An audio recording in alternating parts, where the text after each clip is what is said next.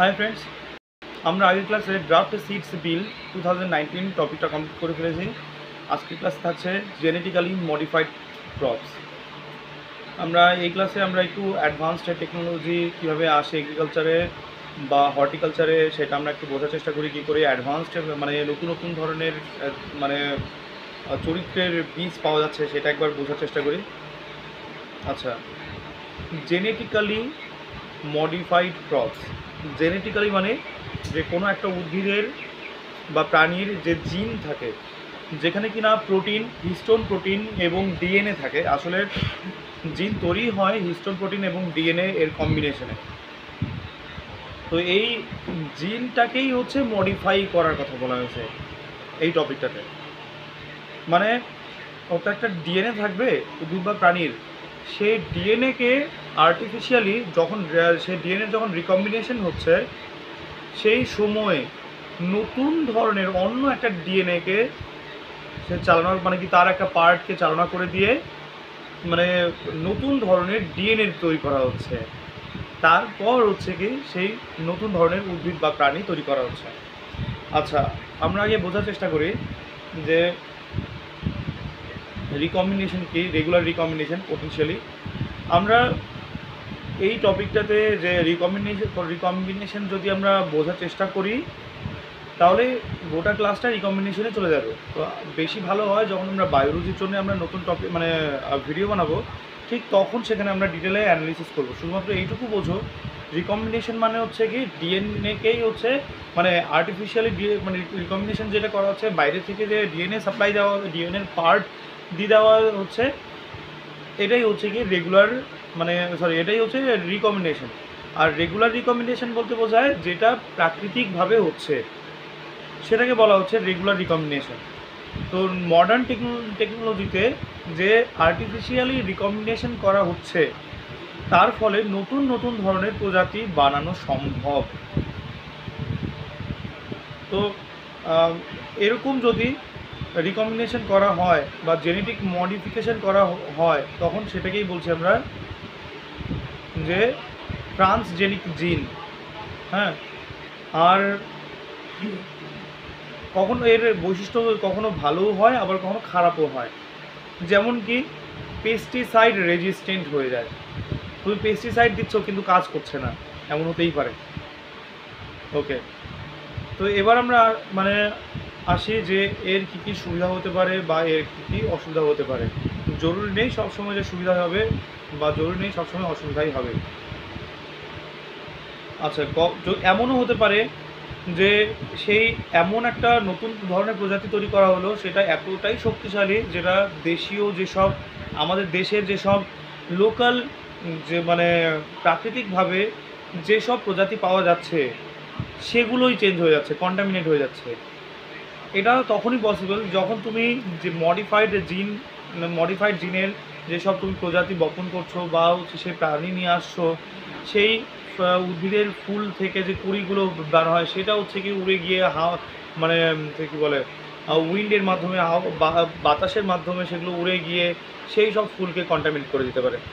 আর এভাবেই দেশীয় যেসব আমের জাত বা হচ্ছে কি ফলের জাত বা হচ্ছে কি প্রাণীর যেসব জাতি যেসব পাওয়া যাচ্ছে বা প্রজাতি বা যেসব পাওয়া যাচ্ছে, সেগুলো কি মডিফাইড হয়ে গিয়ে নতুন ধরনের প্রজাতির উদ্ভব হয়। তো এভাবেও খেয়াল রাখতে হবে। তো আবার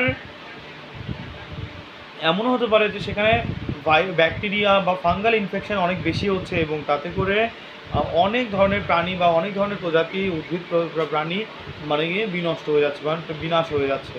তো এই ধরনের মডিফাইড জিন বা হচ্ছে যে ট্রান্সজেনিক জিন মার্কেটে ছাড়ার আগে অবশ্যই রেজিস্ট্রেশন করাতে হবে এবং গভর্নমেন্টের কাছ থেকে অ্যাপ্রুভাল নিতে হবে। যদি অ্যাপ্রুভাল ছাড়া মডিফাইড মানে কি জিন বা জেনেটিক্যালি মডিফাইড ক্রপস বাজার মার্কেটে আসে, তবে যদি ধরা পড়ে তবে সেটা 5 বছরের জেল হতে পারে অথবা 1 লাখ টাকা হচ্ছে ফাইন লাগতে পারে। আবার বীজ হিসেবে বা ক্ষতির পরিমাণ হিসেবে 1 লাখ টাকা ফাইন এবং সঙ্গে 5 বছরের জেল দুটোই হতে পারে।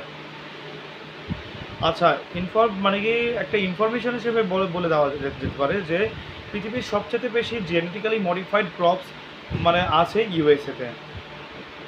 আচ্ছা, আর কোভিড-19 সময় দেখা গেল যে ইউএসের মানুষরা প্রচুর বেশি অসুস্থ হয়ে যাচ্ছে।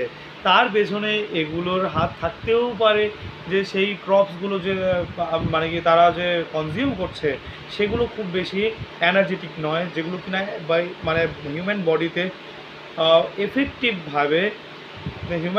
এফেক্টিভভাবে অ্যান্টিবডি তৈরি করতে পারে।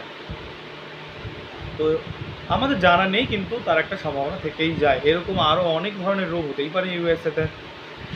আচ্ছা, তো পজিটিভভাবে জিএম ক্রপের বা জেনেটিক্যালি মডিফাইড ক্রপের জন্য বেশ কিছু ইম্পর্টেন্ট পয়েন্ট আমার মাথায় আসছে। সেগুলো হচ্ছে খুব বেশি ফসল ফলন। দেখা গেল মানে কি যে বিঘা জমিতে 40 মণ ধান হচ্ছে, তো সেখানে জেনেটিক্যালি মডিফাইড লাগালে সেটা 50 মণ হয়ে যেতে পারে। আচ্ছা, তারপর ফার্ম কস্টিং কিন্তু কম করে দিল, হতেই পারে, কিন্তু ফার্মের প্রফিট বেড়ে গেল। থার্ডলি, ওয়েদার ফ্লাকচুয়েশনে যে সেই ক্রপ খারাপ হচ্ছে না। টেম্পারেচার যতই কমে যাক, যতই বা মানে কি -5°C চলে যাচ্ছে, তবু ক্রপ খারাপ হচ্ছে না, তবু ক্রপ তৈরি হচ্ছে, ভালোভাবেই হচ্ছে। ম্যাচারেশন টাইম কমে যাওয়া, 1 বছর 2, 4, 5 বছর লাগলো একটা কী বলে কাঁঠাল গাছ উঠতে, কিন্তু সেটা জেনেটিক্যালি মডিফাইড ক্রপ হলো বা ফল গাছ হলো বা সেই প্রজাতি হলো, দেখা গেল সেটা 2 বছরের মধ্যে ততটুকু বৃদ্ধি পেয়ে গেল। হ্যাঁ, এই গেল জেনেটিক্যালি মডিফাইড ক্রপসের ফেভারে কিছু কথা, আর এগেইনস্টে কিছু কথা। তো তোমরা বুঝতেই পারছো, কন্টামিনেট করে দিতে পারে মানে কি ফিল্ডকে। সেকেন্ডলি, যদি একবার ফাঙ্গাল ইনফেকশন হয়, তো দেখা গেল গোটা কী বলে মাঠ জুড়ে হচ্ছে সেই ফাঙ্গাল ইনফেকশন হতেই পারে। তারপর অ্যান্টিবডি মানে কি যে কম তৈরি হওয়া, এটাও একটা প্রবলেম। তারপর মানে কি যে ডোমেস্টিক বা যদি ওয়াইল্ড যেসব মানে আমাদের দেশীয় যেসব প্রজাতি আছে বা সঙ্গে হচ্ছে গিয়ে বন্য যেসব প্রজাতি আছে, সেগুলো বিলুপ্ত হয়ে যেতে পারে এবং নতুন ধরনের ক্রপ তৈরি হতে পারে। হ্যাঁ, তো এই হচ্ছে প্রবলেম।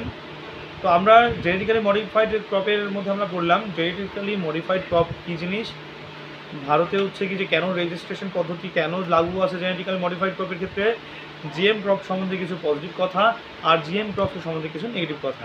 এই ছিল জেনেটিক্যালি মডিফাইড ক্রপস।